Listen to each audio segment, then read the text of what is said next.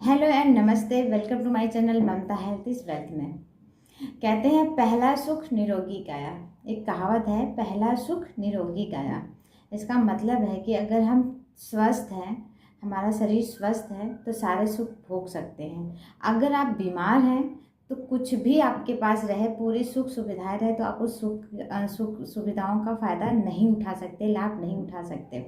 इसीलिए कहा जाता है कि शारीरिक श्रम जरूरी है, चाहे पैसा हो चाहे ना हो। देखिए, पैसा तो एक बार कमाया जा सकता है, लेकिन स्वास्थ्य आप कमा नहीं सकते हैं। तो आज इसी टॉपिक में आज मैं एक स्टोरी सुनाऊंगी आपको। आप सब उस स्टोरी को आप किस तरह से लेते हैं ये आप पे डिपेंड करता है। वो स्टोरी आप पूरे अंत तक सुनिएगा, शायद आपको इससे बहुत सारी चीज़ें आपको पता चले। आप पता मीन्स कि आपके से रिलेटेड है, आपकी हेल्थ से रिलेटेड है, तो शायद आपको ये समझ आ जाए। क्योंकि कहते हैं जब समझ सभी को आता है, जानते सभी हैं, लेकिन इसे फॉलो करना मुश्किल हो जाता है।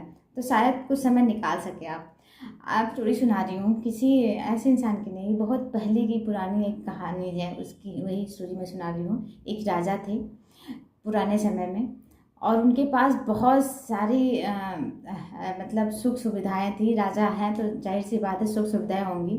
उनका साम्राज्य बहुत बड़ा था, उनके पास बहुत शक्तिशाली सैनिक थे। वो किसी भी राज्य आस पड़ोस वाले जो भी राज्य थे उस पर आसानी से वो अधिकार कर सकते थे, मतलब इतना उनके पास पावर था। और आसपास के जो राज्य थे वो डरते भी थे राजा, क्योंकि उनके पास शक्तिशाली सैनिक थे और योद्धा भी बहुत शक्तिशाली थे। इसकी वजह से उन्हें कुछ करने की ज़रूरत नहीं पड़ती थी। सैनिक जो उनकी इतनी शक्तिशाली विशाल सैनिक थी, और योद्धा जो इतने बहादुर योद्धा थे, वो अपने आप ही वो सब हैंडल कर लेते थे। राजा को कभी युद्ध में जाने की ज़रूरत पड़ती ही नहीं थी। राजा अपना घर महल में ही आराम से रहते थे, सारी सुख सुविधाओं का लाभ उठाते थे, और शारीरिक श्रम तो था नहीं उनके पास करने को कुछ, आराम से ऐशो आराम की ज़िंदगी बिता रहे थे। लेकिन कहते हैं कुछ टाइम बाद धीरे धीरे जैसे हुआ, राजा की एज बढ़ती गई। एक दिन राजा बीमार पड़े।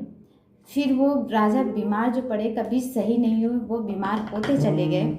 और बहुत सारे वैद्य डॉक्टर आए, बहुत सारे वैद्य आए, दवा दिया उनको, जड़ी बूटियाँ दिया, जो भी दिया उन इलाज किया, नहीं सही हुए। राजा धीरे धीरे और बीमार होते जाए, बहुत सारी बीमारियां उनके शरीर में होती चली जा रही थी। राजा इससे बहुत अंदर ही अंदर दुखी होने लगे थे।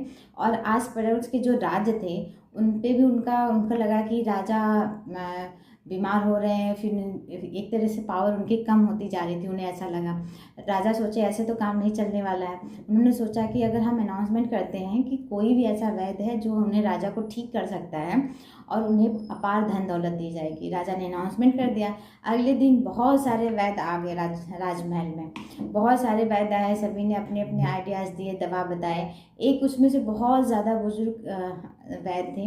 राजा उनसे पूछे, आप क्या लेके आए हैं, आप ऐसे क्या दवा देने वाले हैं, क्या जड़ी बूटी आपके पास है, क्या चीज़ है जिससे आप मुझे सही कर सकते हैं। तो उस बुजुर्ग जो वैद्य थे उन्होंने कहा, मैं आपको कोई दवा नहीं दूंगा, मैं आपको एक सलाह दूंगा। उन्होंने बोला ठीक है आप बताइए। मुझे एक, हाँ, किसी भी स्वस्थ इंसान का, आप कोई भी स्वस्थ जो बिल्कुल फिट इंसान हो, स्वस्थ हो, उसका आप एक कपड़े आप धारण कर लीजिए, आप सही हो जाएंगे। और जो उस समय थे जो राजमहल में, वो सभी हंसने लगे, वैद्य जो भी थे और राजमहल दरबार में जो भी थे। बोले इतने वैद्य इतनी दवाइयाँ देने के बाद राजा ठीक नहीं हुए, कपड़े पहन के राजा ठीक हो गए। तो कहते हैं ना, मरता क्या ना करता, जो कहावत है, मरता क्या ना करता। राजा ने, वैद्य ने बोला, बुजुर्ग वैद्य ने, राजा आपने सब कुछ कर लिया है तो ये भी एक बार करके देख लीजिए, क्या ही जाता है, ठीक हो जाएंगे तो ठीक है, नहीं होगा तो क्या ही चला जाएगा। राजा ने सोचा कि हाँ ठीक है, कर लेते हैं। कहते हैं ना कि जब हम बीमार होते हैं तो जो भी कुछ होता है, जो छोटे से छोटे डॉक्टर या बड़े से बड़े डॉक्टर बताया जाता है, तो हम चले जाते हैं, वैद्य से लेकर हकीम से लेकर सभी के पास जाते हैं। तो राजा ने भी सेम वही किया। राजा ने अनाउंसमेंट कर दिए कि जो भी स्वस्थ व्यक्ति हो उनके कपड़े लाया जाए। अब ढूंढने लगे सारे लोग, ढूंढते ढूंढते एक इंसान का पता चला। उनको राजा को बताया गया कि एक इंसान है जो बिल्कुल फिट और स्वस्थ है। राजा स्वयं उनके पास गए और राजा ने उनसे बोला, जो स्वस्थ इंसान था वो किसान थे, और वो पूरे दिन धूप में रह के खेती करते थे, बिल्कुल मतलब कह सकते हैं फिट इंसान। लेकिन वो खेती करने वाला जो किसान होता है, जाहिर सी बात उसके कपड़े फटे गंदे और पसीने बदबूदार। राजा ने देखा, राजा उनसे बोले, लेकिन राजा उनके कपड़े को देख के बहुत मतलब उनको लगा कि ऐसे हम धारण कर सकते हैं। जब उनसे मांगा उन्होंने कपड़ा, तुरंत ही वो गरीब किसान ने कपड़ा उतार के दे दिया।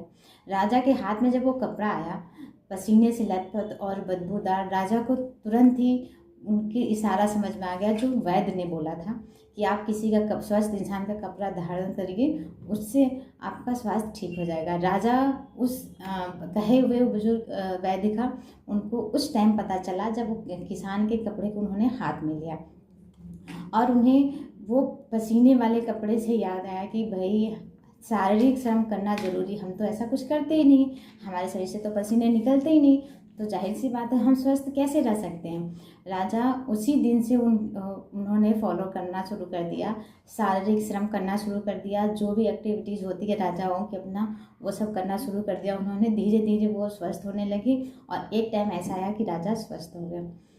आप लोग सोच रहे होंगे कि ये स्टोरी में क्या था, आप गहराई से देखेंगे तो बहुत कुछ है, आप नहीं जानना चाहेंगे तो कुछ भी नहीं। कहते हैं बहुत सारी चीज़ें बताया जाता है, उसमें से कुछ लोग समझ जाते हैं, कुछ लोग नहीं समझते हैं। अगर आप अपने हेल्थ से, अपने आप से प्यार करते हैं तो बिल्कुल समझेंगे, नहीं करते हैं तो जाहिर सी बात है जैसे चल रही है वो चलेगा ही। उम्मीद करती हूँ ये वीडियो आप लोग को पसंद आएगा, इसे लाइक सब्सक्राइब जरूर करिएगा। Bye bye.